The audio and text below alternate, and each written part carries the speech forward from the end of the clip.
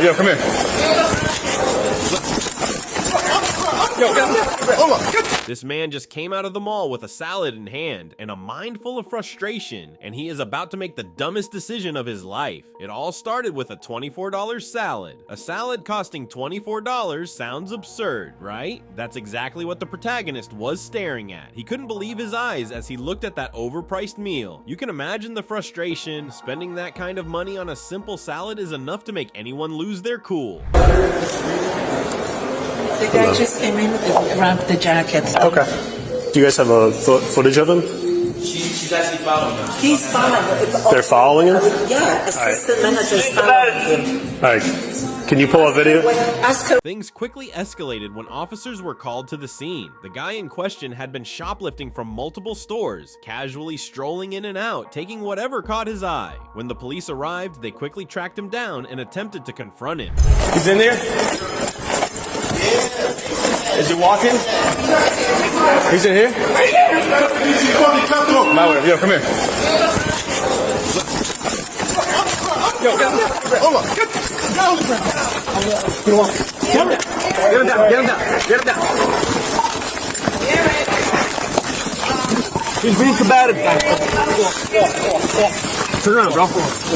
Turn around. I'm fighting them. Outside Canada Goose. What the fuck? Yo, lift your hands. Oh, you want to see my hands? Yeah. All 4 feet. Hold on. Just be patient, man. That's how we pay for it. Are you scoring time to Alright, we got him in custody. All the stuff that was here. Thank you. Direct, 1 in custody. My video? 12 hours left, you copy, right? That was a nice move, wasn't it? Stop moving.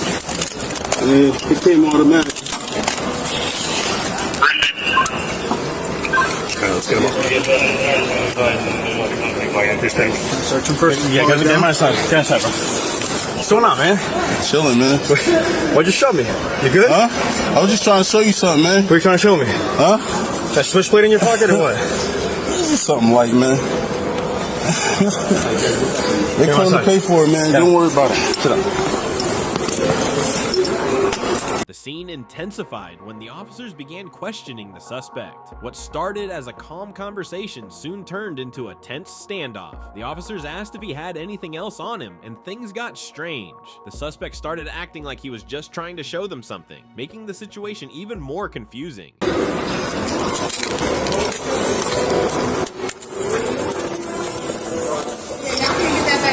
Hey, get him up. Yeah, you got anything else on you, bro? Chilling, man. What am I being arrested for? Stand up. Assaulting me? Huh? For assaulting me? Oh. I was just doing an investigation, man. You could have been cut loose, but you got to fucking make it an issue. Huh? You're being recorded, video and audio, okay? What do you mean? You're being recorded by a body camera. Listen, I don't understand what you're talking about. What's your name, bro?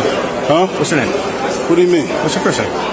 My name is Jesus. They came to motherfucking save you today. Okay. All right.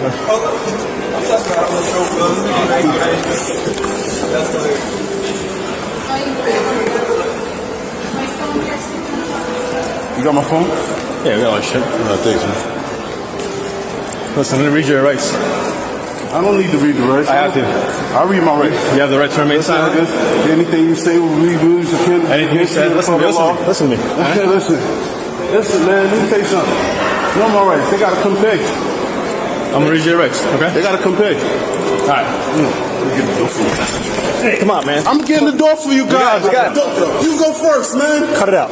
As the situation continued, the suspect started playing mind games with the officers. He introduced himself as Jesus, yes, you heard that right, and claimed he was there to save them. The bizarre turn of events left the officers baffled. They had no choice but to arrest him, and while they tried to read him his rights, the suspect refused to cooperate. Put me in the trunk, you said.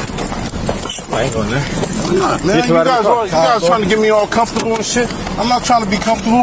I'm just trying to shop. All right, you want to search again? Yeah, definitely. Put it up against the door. Spread your legs out, man.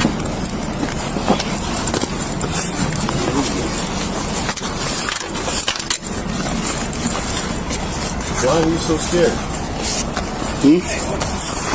Why are you so scared? Who's scared? Even when they had him in custody, the situation was far from over. The officers continued to search his belongings, trying to figure out who exactly they were dealing with. One of the officers seemed to recognize him, calling him by his name, Richard.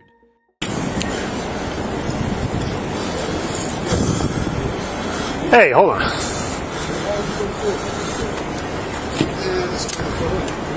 Hold on. Ain't nothing in here, man. Close that door. Hey, Richard, calm down, man. I ain't holding it against you, bro, alright? Yeah. It is what it is. We're just doing our job, you get that? Hold on, Richard, you remember me? Huh? Yo, you remember me, bro? What job are you doing? What's up? What job are you doing? Hold on, please. Hold on, let me talk to him real quick. Richard, How long you been studying? Richard. Many years. Richard. Yo, Richard, you remember me? We were at the hospital together? Listen, man, why am I here? Why am I locked up? Did you just take something from the store, bro? Listen, I'm gonna read your rights. Somebody's about to come pay for it. I'm gonna read your rights You again, can't okay? walk out with it, man. Huh? Did you get any help with your medications or anything like that? What are you talking about? Somebody's about to come pay for it. That's what I'm trying to tell you. My man. What are you talking about? Medication. There's no medication. Somebody's about to come pay for it. I'm not talking about You know that. how much money these motherfuckers got? Yeah. You know what I'm saying? Richard. Yo, a salad costs $24 motherfucking dollars. Okay. Just for a fucking salad. I was looking at a motherfucker. Richard's frustration hit a boiling point as he ranted about the absurdity of paying so much for a simple salad. His anger was palpable. He insisted that coming into the store in search of a salad was a sign that he meant no harm, yet here he was being arrested. His argument was that there was a lack of understanding between him and the officers, no middle ground at all. It was a chaotic moment, one filled with misunderstandings and mounting tension. There's no middle ground. There's never any middle ground. You understand? All right. That's your belief. Ground. I understand. No, it's not my belief. It is your I belief. told you somebody's coming to fucking pay the fucking check, and you think I'm fucking lying about that shit. You think I'm lying? No. Nobody said anything about you lying. Yeah. Bro. You got locked up for assaulting me, that's it. You ain't locked up I didn't assault you. I didn't see myself assaulting you. I was teaching myself, showing you something. What were you showing me? Huh? I was showing you something. There's different techniques that's needed.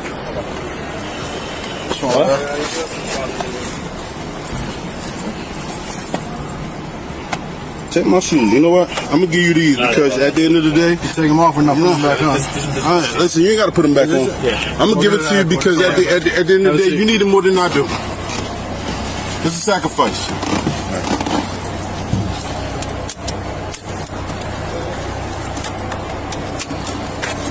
I'll bring it back up.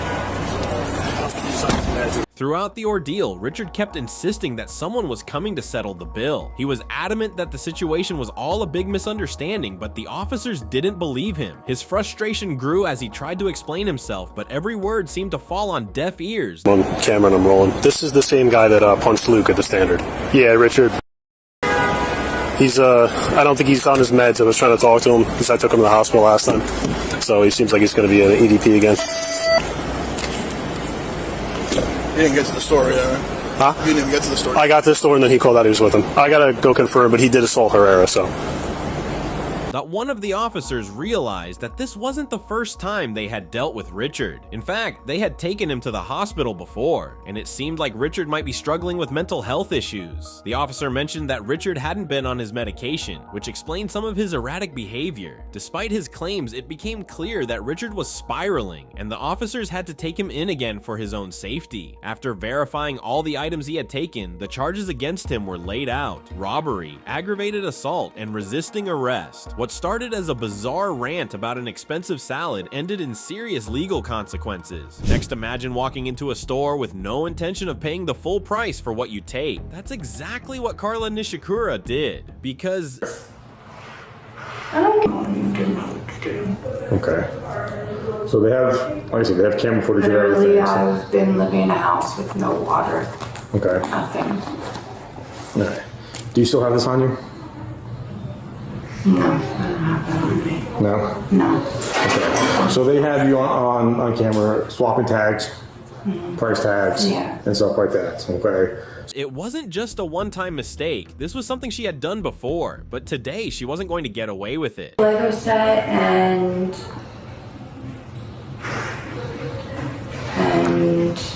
nothing, and then a bag didn't have a tag. Okay. That's it. Yeah, I'm not sure what the price on Please that don't bag violate me, guys, please. So. The Florida County Sheriff's Office stepped in when things went south. They found out that Carla had not only swapped price tags on multiple items, but she had also left a huge gap in what she should have paid. The total cost of her items was over $200, but what did she pay? Just a little over $19. If you think that's where it ended, you're mistaken. Carla had to face Deputy Fong, who would inform her of the rights she had in a situation like this. Carla Nishikura wasn't a first-time offender. Police discovered that this 39-year-old was already on probation for theft. It's almost hard to believe that someone on probation would risk getting caught again, but that's exactly what happened. Carla's visit to the store was caught on camera, and her every move was monitored. From the moment she entered the store with her child to when she started taking items from the shelves, nothing escaped the watchful eyes of the store's security cameras.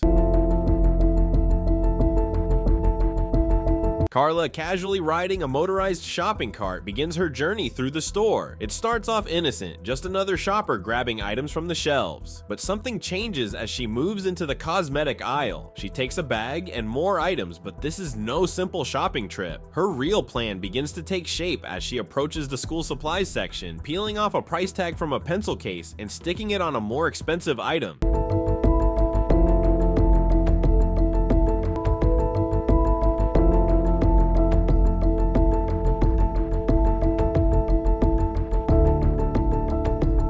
The situation quickly escalated. Carla didn't stop at swapping tags in the school supplies section. She moved on to the clothing department, doing the same thing there.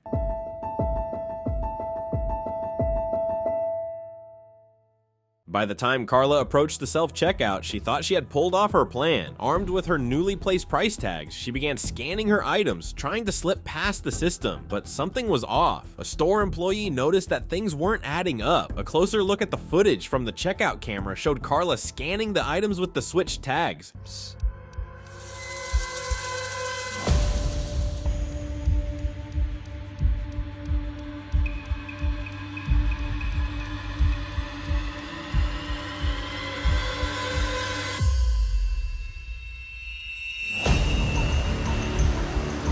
Carla almost made it out of the store before her plans unraveled. Just as she was about to leave with her discounted goods, she was stopped by store security. She was led to a back room where the police were called to sort out the mess. Carla tried to defend her actions, claiming she hadn't switched any tags. Yes. I don't understand. I gave her money to go get sleep aids and tea. I'm like, go to Dollar General. She's been doing this, apparently. She didn't know soda. Okay. It has nothing to do with your soda, buddy, okay? And Grandpa will explain everything to you, okay? I already kind of gave him a speech and Mom made a mistake. The situation became even more serious when the police arrived. Carla was confronted with video footage showing her swapping price tags and attempting to leave without paying the full price. Her total came to just over $19, but the real value of the item she had in her cart was more than $200. 5 kids, husband, moving into a house. She's coming to live with us, but I'm like... She's not helping herself right now. Yeah, that's for sure. I refuse to go to the store with her. I refuse to go to the store with her because I'm like, bring me out. I'm like, it's almost every time. Yeah, I don't know. I don't trust her. I know we're fine. Well, that's bad. All right. It was nice. As the police continued their investigation, more details about Carla's life came to light. Carla's life was far from easy, with 5 kids and a husband who had recently moved out. Her personal struggles, however, didn't justify her actions. Even her own family members admitted they didn't trust her in stores anymore. They had seen her act suspiciously before, but now it was all catching up with her. I don't know if she paid for the Legos. She did pay for some items. Right. But you might get them. I don't know. But right now we're still looking into it. Back with Carla, one officer has a few more questions for her. When was the last time you went there? Not that freaking long ago, unfortunately. Why do you keep stealing? Your dad just said he gave you money. He did. He gave me $28, and then I just came here to see if they had my mom's sleep aids here. Why did you steal? Because I've been locked in my house for 9 When confronted about the items she had taken, Carla tried to defend herself. She claimed she had paid for some of the items, like the Legos, but the truth was far from that. The police found more items in her purse that hadn't been scanned, adding to her list of offenses. You keep stealing. Your dad just said he gave you money. He did. He gave me $28, and then I just came here to see if they had my mom's sleep aids here. Why did you steal? Because I've been locked in my house for 9 years with a husband who controlled me. What does that have to do with you stealing I stuff? didn't have money or anything. What does that have to do with you stealing stuff? And setting a terrible example for your son. Ma'am, you don't have to tell me. She blamed her actions on her difficult home life, saying that she had been locked in her house for years by a controlling husband. But when questioned further, it was hard to make the connection between her personal struggles and why she was setting such a bad example for her son by shoplifting. What's going on with your divorce? You said you were going through a divorce. You're giving him ammunition against you to possibly get your kids taken away from you.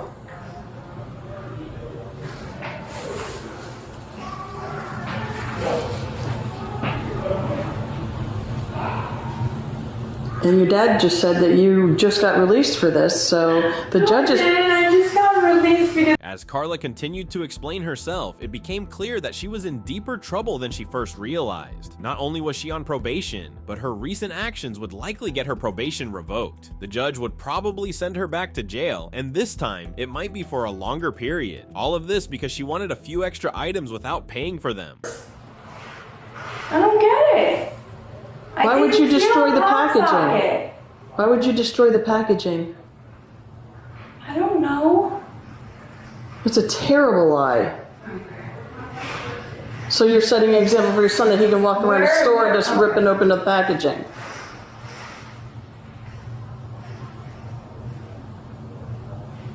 One of the most puzzling parts of the case was the pop socket Carla had allegedly taken. When the police found the packaging in her cart, Carla denied ever trying to steal it. She claimed she had ripped the packaging in half, but hadn't stolen the item. It was a strange explanation, and one that didn't quite add up. More money in here.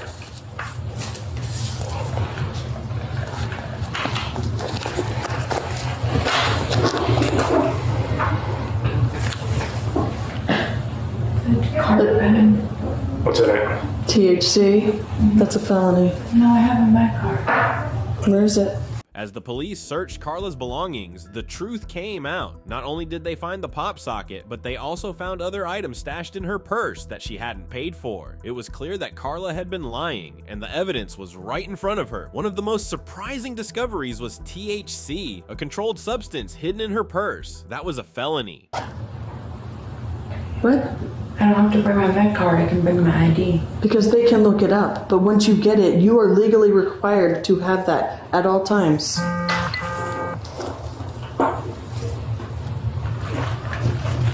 Doesn't matter. Is this yours or is this something? Yeah, you're gonna find me. When asked about it, Carla claimed she didn't know she had to carry her medical card with her, but that excuse wouldn't hold up in court. Her day just kept getting worse. You're not even showing me what she's giving you. I'm not required It to. doesn't belong to you either. Is it mine? No, it's not yours. That's what we're trying to figure out, and they just said, no, it's not yours. So you can't even keep track of what you stole. Yeah, just pull them out of everything. Yeah. In what way did you think you had a right for me to ask them if that was their property or not? The police kept finding items she had either hidden or failed to scan at the checkout. It was hard to believe that she couldn't keep track of what she had taken. The officers were blunt in their questioning, pointing out that it was her responsibility to follow the law, whether it was about stealing or carrying a medical marijuana card. Carla tried to argue, but the facts were against her. This. Yeah, I don't know for sure about that one. Well, we can't tell. We can't trust what you say is yours because you say those underwear are yours, which they're stolen. They showed me you opening up a 4-pack. I opened up a bunch of underwear over there. So they're not yours. I kept looking at them to see if they were too big or too small. You can understand why I don't believe anything that comes out of your mouth. In the end, Carla was arrested and taken to jail, where she faced charges for petty theft once again. This wasn't her first run-in with the law, and it might not be her last, but now if you think that's the act of a maniac, then you probably haven't met this guy at your right-hand side.